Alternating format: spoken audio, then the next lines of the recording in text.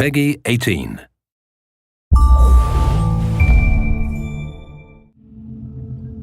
Hi there, my name's Jamie Keane, I'm the lead game designer on Far Cry 3, and this is Mark Thompson, I'm the level design director. So what we're going to show you today is we're going to show you a run through. So you find yourself to begin with in Amanaki village. Now this is one of the hubs in the game.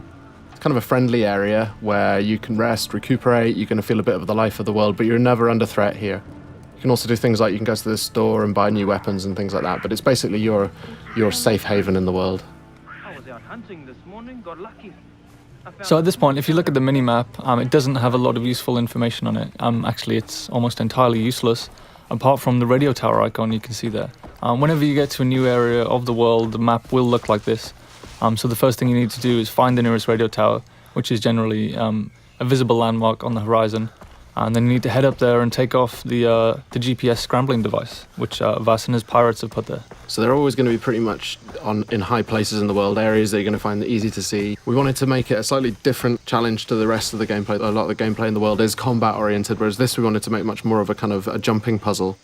This one's the first one that you come across in the world, so it's a really light challenge, but later on in the world it's going to become a little more tricky. We want to emphasize that feeling of vertigo, so you're going to have some pretty gnarly jumps to try and make. You're going to hear the wind kind of rattling through this thing, you're going to hear it creaking. So later on it becomes much more of a challenge, but for now this is a pretty easy one. It's a fairly straightforward route straight up to the top. Yeah, but I mean the level designers did get a little bit mean with the later ones. More than a little bit, I'd say, yeah. Some of them, but in a good way. It's a good job they don't do anything like put their names in the credits so everybody knows who they are. You can't find people on the internet like that anymore. No. Alright, so you can see a bit of the size of the scale of the world. We're showing about 1/20th of the world in this demo, so you can just take a little bit of a look around and you can see the kind of the overall scope of the game as a whole. Everything you can see in the world you can get to at any time, and you can explore, and when you get there the world will reward you for doing so. It'll be fun. With these reveal sequences we want to show you a little bit of the world, some sort of suggestions on areas where you can go to explore afterwards. If you take a look around on the horizon as well, you'll see these kind of black smokestacks. Now these are the outposts that are scattered around the world. They're probably your best next step. So you can see the big red areas on the map.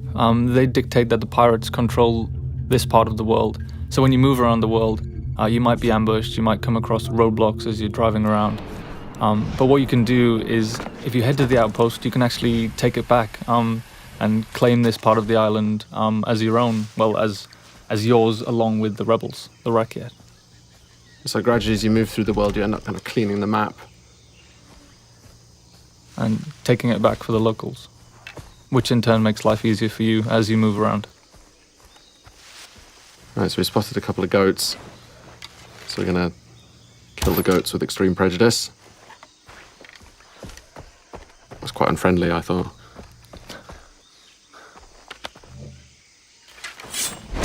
That was more unfriendly, though. Yes, certainly. Yeah. All right, so we skinned the goat, so now we've got a skin from the goat, so we can use that to craft. This is the crafting menu, and in here you can see all the different things that you can use animal skins to craft. Right now we're going to go and we're going to craft a weapon holster, which is going to let us then carry 4 weapons. The loadout that you have in this demo is a little bit, we kind of cheated slightly just so that it was more fun to play for the demo, but normally you would have to build up from pretty much nothing. You know, you start off in the world and you start off like Jason starts off in this world. You know, he's this young 25-year-old guy without much of a clue, and he's kind of got a gun and nothing much else, so there's a parallel there between the way that Jason starts in the world and the way that you start in the world. Again, the locals need the help of a plucky young hero. Jason hears the call of duty and sees an opportunity for a Medal of Honor, so he heads out into the battlefield to try and resolve the crisis in uncharted territory. And it's kind of the borderland between a series. All right, so we're here at the outpost now. Now we've got the camera out, which is going to give us a kind of a bit of a chance to look around and spot some enemies, tag them so we can work out a better route, a better path. This is one of the things that wasn't part of Far Cry 2 really, but It was a cool feature in Far Cry 1 that we liked, so we brought it back. And these outposts as well, they're going to really change the feel of the world. If you take them out, then you control the area, and then the Rakyat are going to move in. It's no longer going to be enemy controlled, it's going to be friendly controlled, so it's much easier for you to move around in the world. But you've got to take it out first. And one of the things you want to avoid is getting these guys to set the alarm off. So you can approach it just all guns blazing, or you can charge in and well, not charge in fact, but take it a bit easier and try and do more of a stealth route. Spot the guys first, try not to get spotted. If they do spot you, they're going to run for an alarm, so you want to stop them setting that alarm off.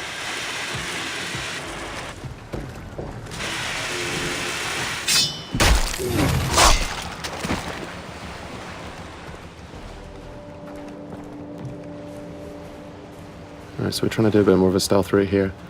Got to be a bit careful. That white line you can see there is a detection meter. If that fills up, they're going to spot you, and then combat's going to start. So we've used a rock there to distract that guy, so he's going to go and check that out, and in the meantime we can go off and head off around here and do a death from above. Okay, so he's now alerted. So these guys, you can see he's heading over for the alarm there. That's a good shot. A little too good, some might say.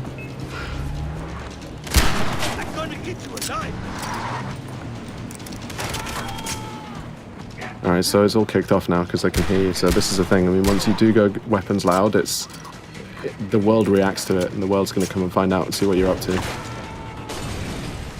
And it's not just the guys in the outpost. If there are any patrols that are moving around the area, like boat patrols might come in from the ocean, or any guys driving along the roads nearby, they're going to hear gunfire, and they're all going to be attracted. Another good shot there, I think. If a little too good. Yeah. Could you just shut the alarm? Through the guy. So we've got the quest on the board right nearby. We've also got this hunting quest down here. The other thing it's done is opened up a fast travel node. Now, fast travel is something we really wanted to get into the game so that you decide how you move around the island. Here we can see the weapon store. Just going to go and upgrade one of the weapons that you've got. But yeah, you can stock up on any ammo that you're missing. You can buy consumables like health packs and body armor. Mm-hmm. You can buy maps as well if you're interested in exploration. It's going to show you where all the different collectibles are. You can see where all the chests are. You can see where all the relics and all the lost letters and the memory cards are. Alright, so this is the weapon upgrade system. So each weapon has a different set of upgrades that you can use. Really good idea if you want to play more stealthily is to find a weapon that has a sound suppressor like this MP5 here. And you can also paint it pretty colours. Devilishly red. Devilishly red. Yes.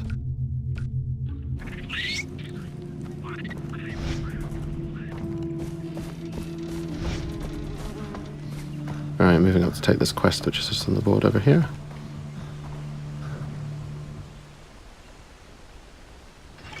Dennis said that the jungle would speak to me. So the villagers in Amanaki have had some problems with local bears. They've been killing them, I guess. That's the problem they've had with them. They've been dying by bear. And the thing with these as well is we want to add a sort of a gameplay challenge as well. So it's not just going to be a question of getting in there and shooting them, however, but we want to add a little bit of a challenge in terms of the weapon that you can use. So this one you've got to use a shotgun to take these bears out. You've also got to find out where the bears are. So you've got that 3D objective marker, sorry. You can use a knife as well. Oh yeah, you can use a knife too, yes. But, yeah. Knife versus bear. It's a bad life choice. Always a good choice, always a good decision. Alright, so we're coming up on the quest location now, so we've got to go and pick up a shotgun. And you can see on the minimap we've just dipped into a new undiscovered part of the world.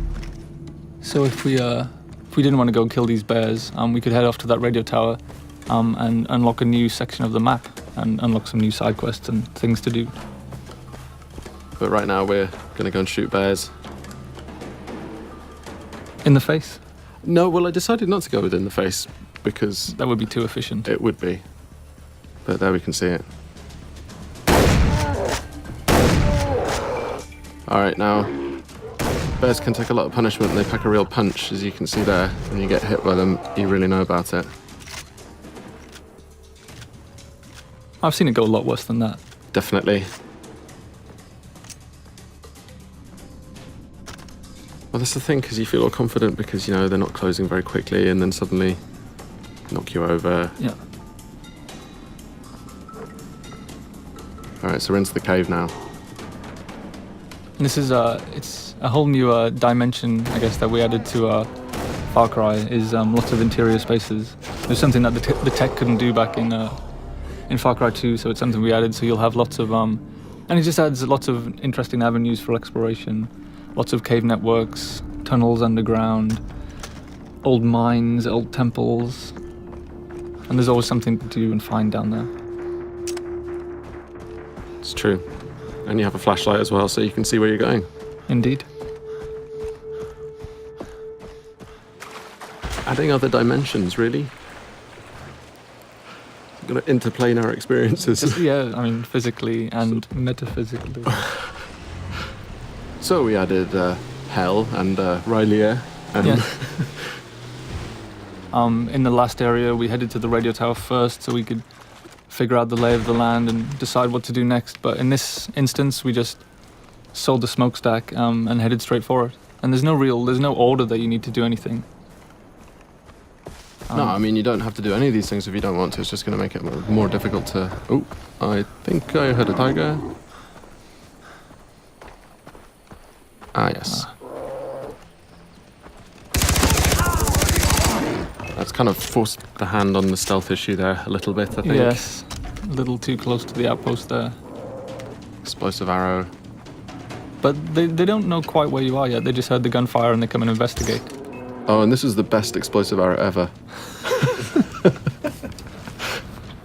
Great. I know I'll start a fire. So you can see there we used a few different types of arrowhead. They're actually craftable items. So you're not just stuck with the bow is a super cool stealth weapon for long-range kills. But you can also go craft fire tips and explosive tips. So you can be more versatile at long range. But it still stays stealthy, even if you've got those kind of like more full-on arrowheads on them. Stealthy explosions. Yes. Stealth explosions. I think we should do that in the real one as well, actually. Stealth explosion.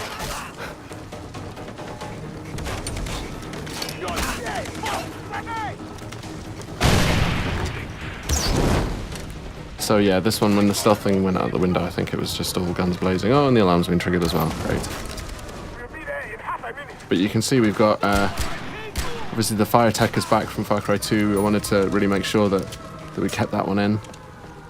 It's a really important part of the gameplay. You can really kind of corral people using fire. And the wildlife as well. And the wildlife too. Now, you may have heard just on the VO there, they're letting you know which direction that they're coming in from. So you can kind of prepare. If you've got a little bit of time, you can see that countdown ticker, and you can kind of prepare for when these guys come in. That was a warm welcome. Yes. And there he goes, flying through the air. No fun was had there at all. No. No, I didn't enjoy that at all. I enjoyed the bit where you missed everyone with the arrow at the start. Really? Still? Seriously? Man. And that's the end of the walkthrough today. So thanks very much for listening in. Far Cry 3 is coming out on Xbox 360, PS3 and PC. Looking forward to seeing you guys out there.